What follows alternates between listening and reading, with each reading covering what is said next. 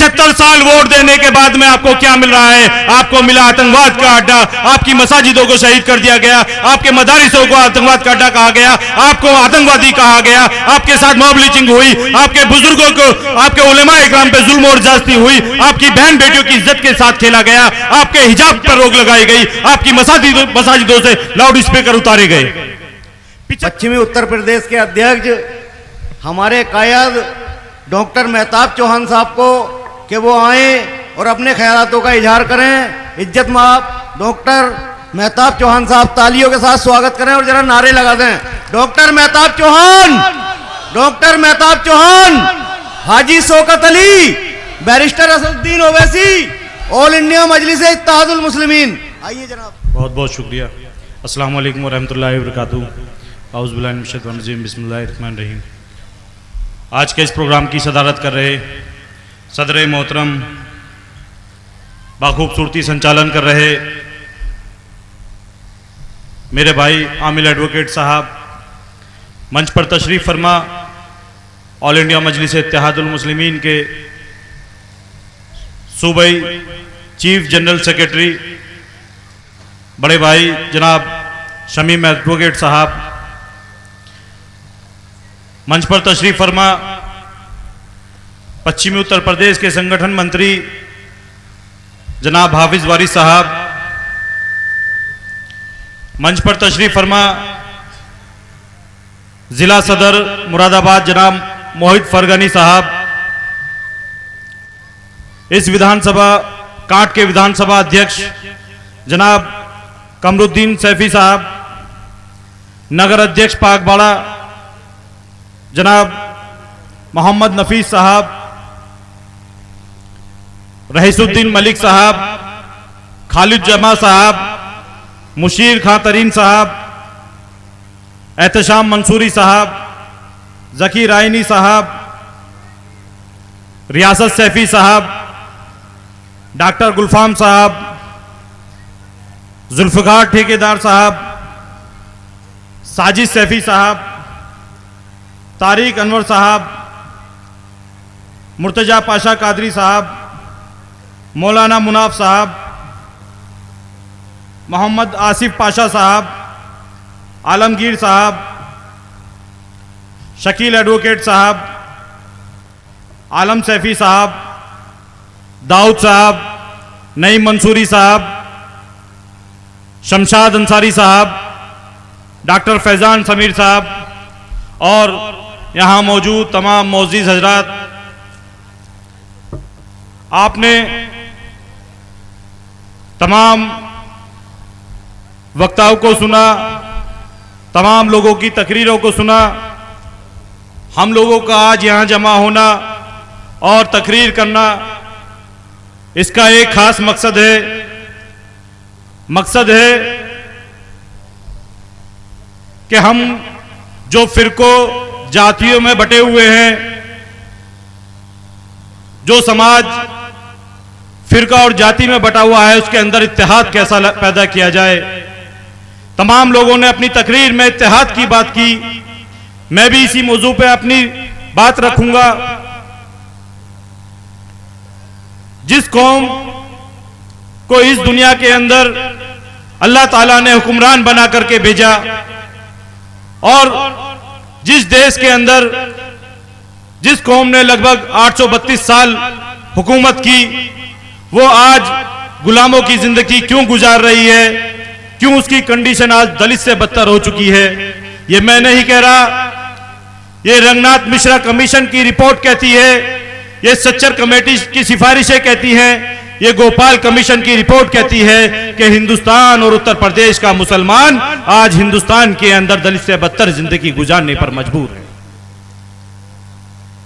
क्या हुआ ऐसा जिस कौम को हुक्मरान बना करके भेजा गया, जिस कौम ने जिस देश के ऊपर 832 साल हुकूमत की, वो कौम आज गुलामों से बदतर जिंदगी, दलितों से बदतर जिंदगी गुजारने पर मजबूर है। उसकी एक खास वजह है क्योंकि आपकी सफों में इससे इत्तेहाद खत्म हो गया, आप लोगों के बीच में इंतशार हो गया,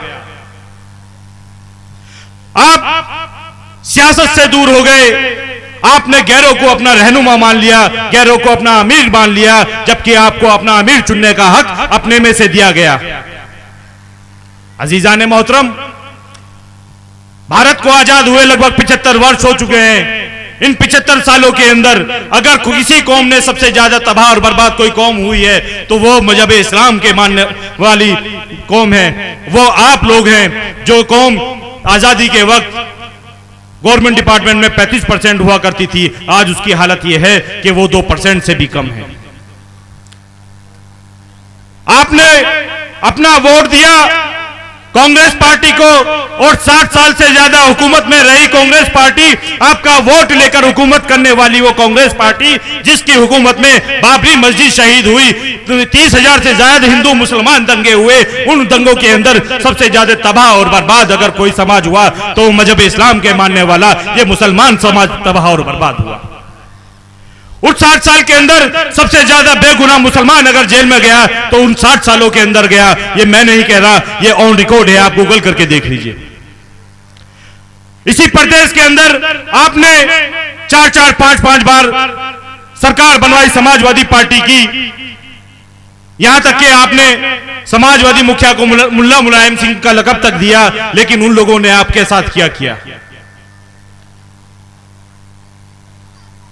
इस समाजवादी सरकार के अंदर भी वही हुआ जो 60 साल राज करने वाली कांग्रेस सरकार के अंदर हुआ। सबसे ज्यादा जानी माली नुकसान अगर किसी समाज का हुआ तो वो मजहब इस्लाम के मानने वाले का हुआ। सबसे ज्यादा तबाह और बर्बाद हुआ तो मुसलमान हुआ, सबसे ज्यादा जेलों में गया तो मुसलमान गया। इसी तरह से आपने 4 बार बहुजन समाज पार्टी की सरकार बनवाई, लेकिन उस बहुजन समाज पार्टी की सरकार में भी वही हुआ जो उन 2 सरकारों में हुआ। अजीजान मोहतरम, इसी देश के अंदर रहने वाला दलित समाज जो इस देश के इतिहास में सबसे ज्यादा जुल्म और जास्ती का शिकार हुआ, आज वो बाइज्जत और बावकार की जिंदगी गुजार रहा है। तो उसकी वजह क्या है? उसकी वजह है कि उसने अपने सियासी प्लेटफॉर्म को बनाया, अपना झंडा बनाया, सियासत को पहचाना और अपनी जमात को कामयाब कर अपने समाज की बेटी को 4-4 बार उत्तर प्रदेश का मुख्यमंत्री बनाया। अगर आपको भी कामयाब होना है तो आपको भी सत्ता की चाबी को अपने हाथ में लेना होगा, तभी आप लोग कामयाब हो सकते हैं। आप लोगों का मकसद आने वाली नस्लों के मुस्तकबिल के बारे में सोचना है। आपकी और हमारी गुजर गई 75 सालों से हमारे बुजुर्गों ने वोट दी, हमने वोट दी, हमने वक्त काट लिया, लेकिन याद रखना आने वाला वक्त और भी ज्यादा खतरे का वक्त है, क्योंकि सांप्रदायिक ताकतें इस देश के अंदर पैर पसार चुकी हैं और उनका टारगेट दलित और मुसलमान है। इसलिए दलित और मुसलमान को दोनों को सोचने की जरूरत है कि किस जमात का साथ दें और किसका साथ ना दें।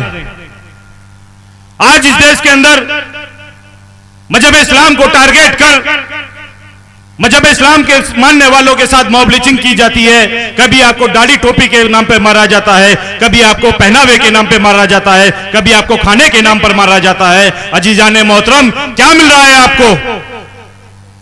75 साल वोट देने के बाद में आपको क्या मिल रहा है? आपको मिला आतंकवाद का अड्डा, आपकी मसाजिदों को शहीद कर दिया गया, आपके मदारिसों को आतंकवाद का अड्डा कहा गया, आपको आतंकवादी कहा गया, आपके साथ मॉब लिंचिंग हुई, आपके बुजुर्गों को, आपके उलेमाए इकराम पे जुल्म और ज्यादती हुई, आपकी बहन बेटियों की इज्जत के साथ खेला गया, आपके हिजाब पर रोक लगाई गई, आपकी मसाजिदों से लाउड स्पीकर उतारे गए। 75 साल से इन नाम निहाद सेक्युलर पार्टियों को वोट देने का नतीजा ये है। आज कौन बोलता है आपके लिए? आपने 36 एमएलए चुन के भेजे।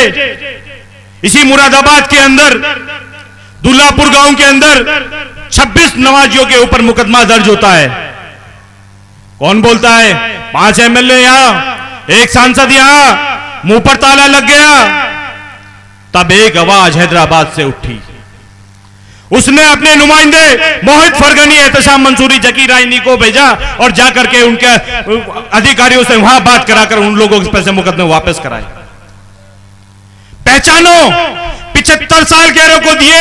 मैं कहता हूं एक मौका अपने भाई को देकर के देखो, इंशाअल्लाह ताला आपके भी हालात सुधरेंगे, आपकी आने वाली नस्लों का मुस्तकबिल भी सुधरेगा। आज हम मन से अगर अपने समाज की बात करते हैं तो हमें कहा जाता है कि भड़काऊ भाषण दिए जाते हैं, क्या मायावती जी दलितों की बात नहीं करती? क्या अखिलेश यादव यादवों की बात नहीं करते? क्या सोनिया राहुल ब्राह्मणों की बात नहीं करती? बताइए मुझे, क्या आज उत्तर प्रदेश और देश के अंदर जब भाजपा की सरकार है, क्या गवर्नमेंट डिपार्टमेंट में ठाकुरों की अक्सरियत ज्यादा नहीं है? अरे हमने तो इस देश को सोने की चिड़िया बनाया था। इस देश की आजादी के लिए हमारे उलेमाओं ने, हमारे बुजुर्गों ने कुर्बानियां दी और आपने आकर इस देश के अंदर एक ऐसा माहौल पैदा कर दिया कि नफरत ही नफरत घोल दी। जहां जाओ वहां नफरत है। कोई जय श्री राम के नाम पर मार रहा है, कोई गोश्त के नाम पर मार रहा है, कोई कुर्ता पजामा के नाम पर मार रहा है। आखिर चाहते क्या हो? क्या इस देश का मुसलमान प्रथम श्रेणी का मुसलमान नहीं है? ये ऐसा इस तरह से देश चलने वाला नहीं है। ये देश एक विधान और एक संविधान से चलेगा, ना कि एक विधान दो संविधान से चलेगा। आज मेरे नेता पर मुकदमा दर्ज कर दिया जाता है,